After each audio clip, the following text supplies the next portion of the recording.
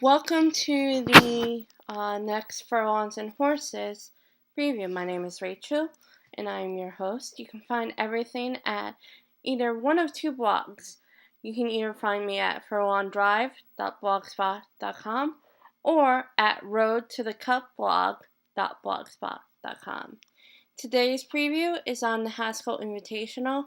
And before we get started, I have a little bit of housekeeping to talk about. First off, yes, I am wearing glasses. I actually have one more pair that needs to come, and that should be early next week. So probably for the Whitney preview, I might be wearing the other pair.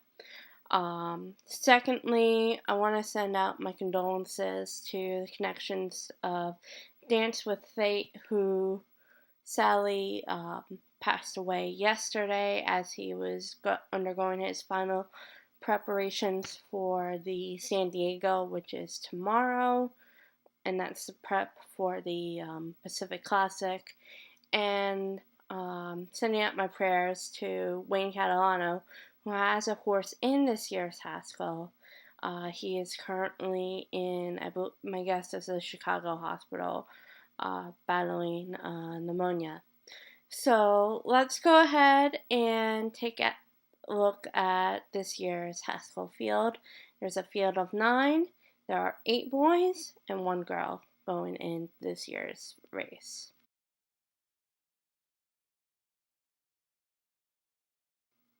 Number 1 is Encryption. Paco Lopez will ride for Kelly Breen. He's by exchange rate. Was 3rd in the Long Branch, and then he was also 2nd in the Pegasus before that. All of his races have been at Monmouth, but he's up against it here.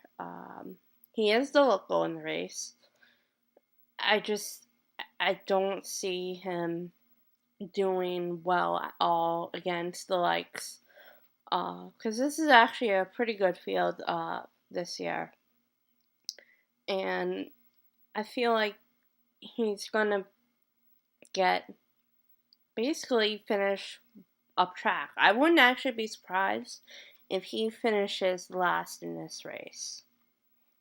Number 2 is Bayern. Martin Garcia rides for Bob Baffer. He's by Awfully Wild. Won the Woody Stevens after finishing 9th in the Preakness. And he had a decent Derby trail. He was 3rd in the Arkansas Derby, but he won the Derby trial before he was DQ'd the 2nd. Mile and 1/8 is probably beyond his scope. His sire did win at a 1.25 miles, though.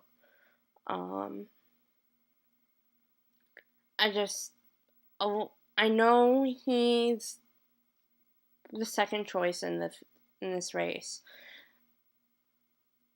I don't know. He's probably more of a miler than a router. But the fact that he did well in the Arkansas Derby, I'm not really that surprised that his connections are trying to give this race a bit of a shot. But I have him finishing like about 4th or 5th probably. But he's also a horse who I would not be surprised if he were to win. Number 3 is Albino. Kerwin Clark rides for Larry Jones. He's by Istan. He did not participate in the Long Branch after his Pegasus win. Like Bayern, had a pretty decent Derby trail. Actually crossed the wire 5th in the Louisiana Derby, but was elevated to 4th after the DQ. He ran well in the Risen Star and Le Comp, and of course, after winning the Pegasus, it showed that he's just not a Louisiana horse, but he's going to have to prove it in Grade 1 company, that he can really move that Louisiana form he had and put it in to this race. Number 4 is Irish UL. Jose Lezcano rides for Wayne Catalano, and as I said before, Wayne is currently battling pneumonia, so hopefully he will be okay. Irish UL is by Broken Val. He won the Lawn Ranch, and before that, he actually had just won his maiden in the race before that. But even when he was still a maiden, he ran well. He was, I believe, third in the Peter Pan. Yeah, pretty sure he was third in the Peter Pan behind Tunnelist, and of course Tunnelist went on to upset California Chrome in the Belmont. He also ran well in the Illinois Derby. So he's a horse who's probably starting to peak. He might be like a Tisnow type of horse, a horse who really was unknown the first half of the year and has come alive the second half of the year. The question is that can he get it done in Grade 1 company? This will be his, I believe this will be his first Grade 1 start. So we will have to see about how he does here. Actually, I have him finishing really well. And I'll talk about that when I get to the picks. Number 5 is Just Call Kenny. Joe Bravo rides for Pat McBurney.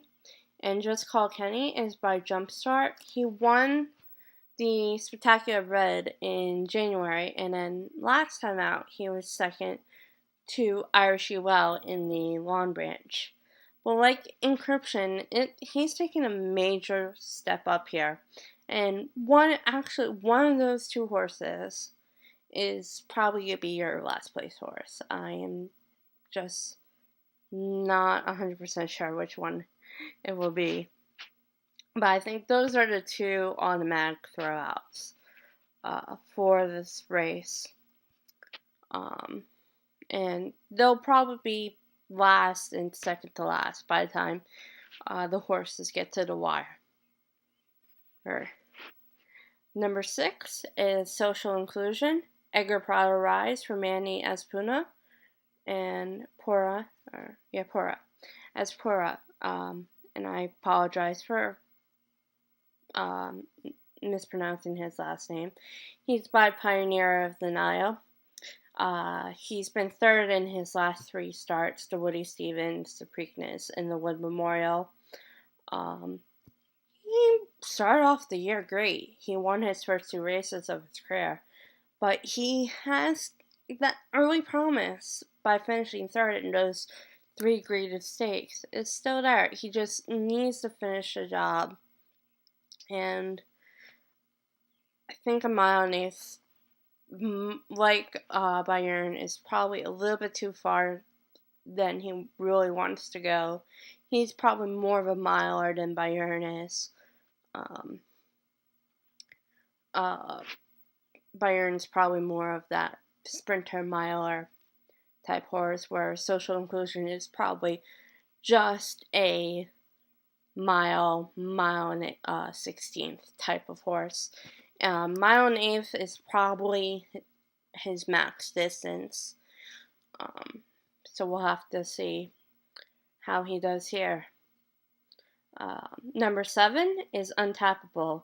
She'll be ridden by Rosie Napravnik and Steve Asmussen trains. Of course, Untappable by Tappet. And welcome back, Rosie. She's been off for a while due to an injury. So it's good to see her back. Of course, they won the Kentucky Oaks together. They won the Rachel Alexandra. They won the Fairgrounds Oaks. They've basically been unbeatable together. Of course, with Rosie out with an injury, for the Mother Goose, Untappable had a different jockey. Of course, she won that with ease. A lot of people wanted to see her in the Preakness, and she didn't go. Mother Goose was pretty good, but it looks like these aren't the same type of fillies that she's been facing that Rachel faced. It would seem that Rachel faced stronger fillies and weaker males, whereas Untappable is going to be facing stronger males and weaker females. So, and even Steve Asmussen said that she's not Rachel.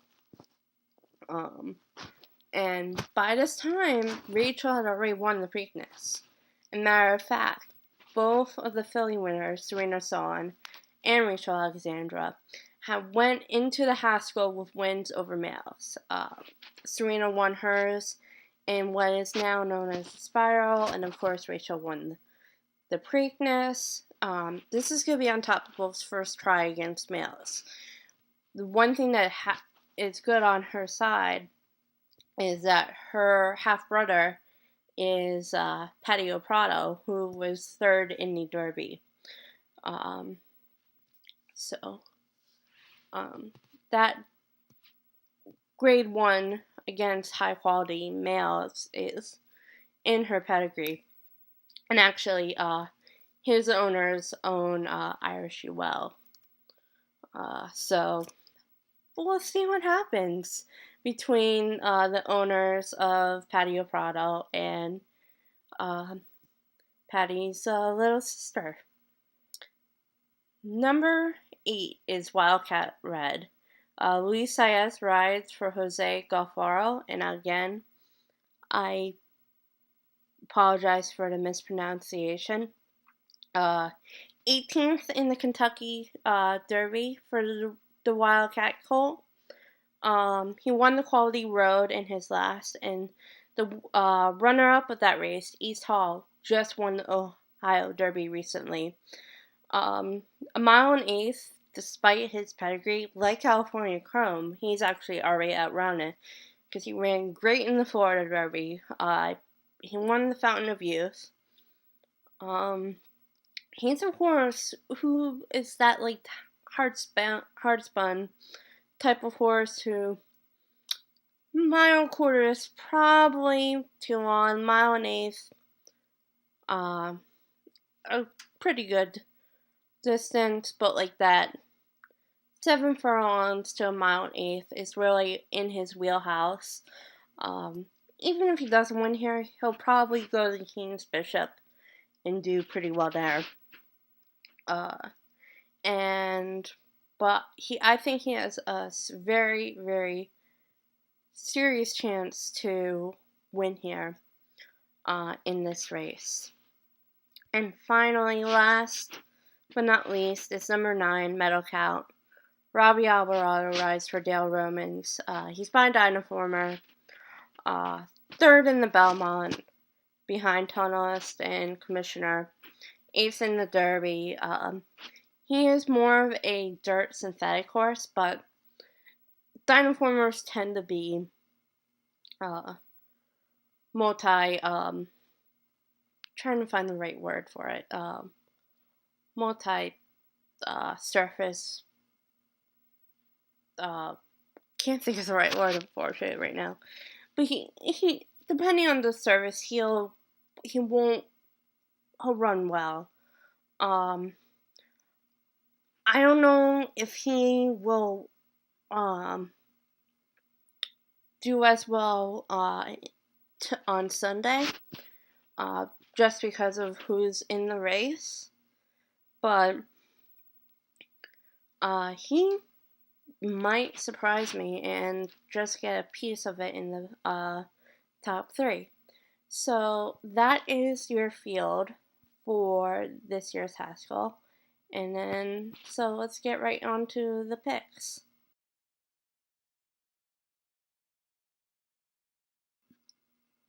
So to win the 2014 Haskell Invitational, I have Wildcat Red.